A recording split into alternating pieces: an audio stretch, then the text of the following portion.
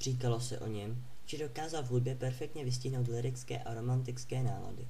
Napsal kolem 600 písní a mnoho skladeb pro solový klavír a komorním obsazení.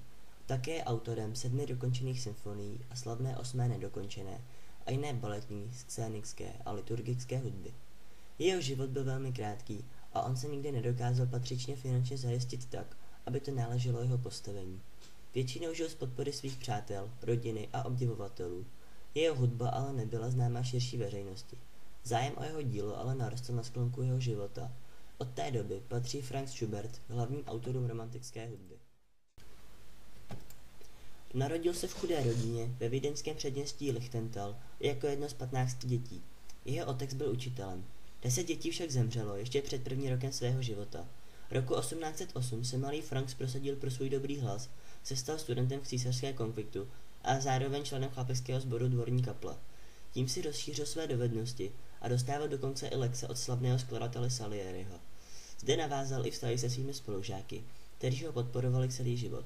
V roce 1810 složil svoje první kompozici, klavírní fantazii, a školu ukončil 3 roky poté. Opustil konvikt předčasně, protože měl problémy s matematikou a latinou.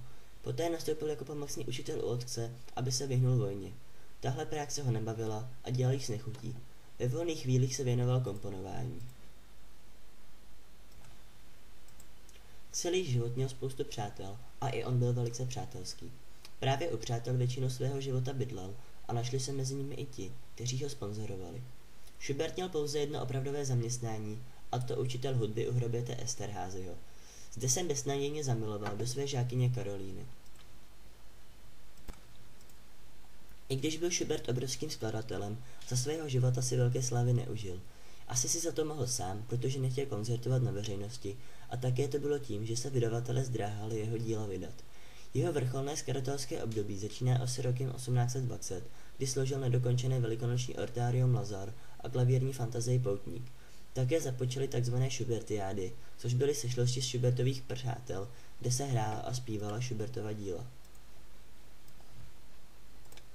Skladatel se ale podal hýření se svými přáteli a kolem roku 1823 se nakazil syfildou, v té době neléčitelnou pohlavní nemocí.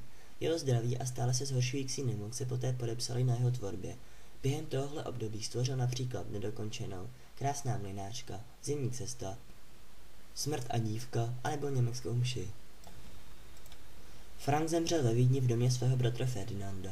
Mohl umřít na horečku nebo na otravu rtutí, která se dávala jako lék na syfidu. Podle svého přání byl pohřeben vedle hrobu svého vzoru Ludvíka van Beethovena. Písňová tvorba Schuberta provázela celý tvůrčí život a byla oblastí, kde se jako autor prosadil nejdříve a zapsal nejhluběji. Mezi nejznámější patří Markétka u Přeslice, Zimní cesta a Krásná mlynářka. Komorní hudba. Schubert složil opravdovou záplavu klavírních děl, z nich mnohá byla jen příležitostnými tanečními skladbičkami, ale právě zde najdeme i některé z nejhlubších a nejpromyšlenějších Schubertových kompozic. V oblasti komorní tvorby stojí za poslech například Smrt a dívka, Pstruh, Poutník, Sentimentální válečníky, Fantazie pro 2 klavíry. In einem Bächlein helle, da schoss in froher Eil die launische Forelle vorüber wie ein Pfeil.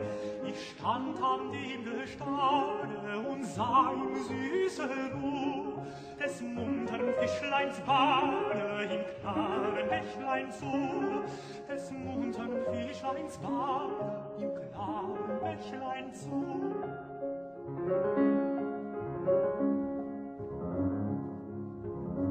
Ein Fischer mit der Rute wohl an dem Ufer stand und saß mit kaltem Blute, wie sich das Fischlein fand.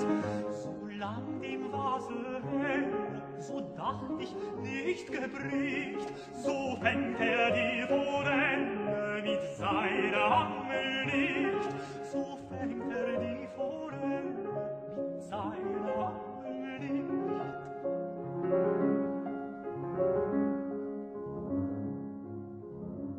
Doch endlich fahrt dem Diebe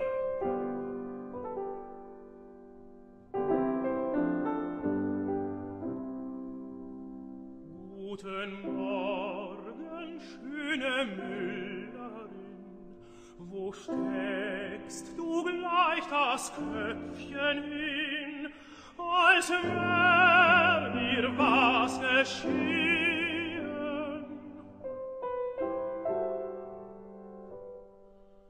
Verdrießt dich denn mein Gruß so schwer?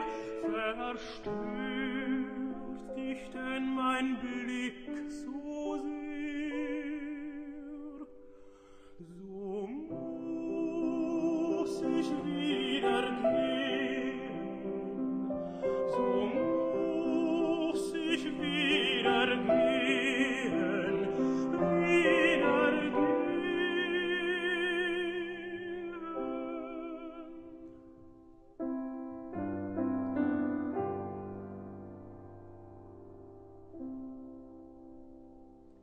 O, lass mich nur von ferne stehen, nach deinem lieben Fenster sehen, von ferne ganz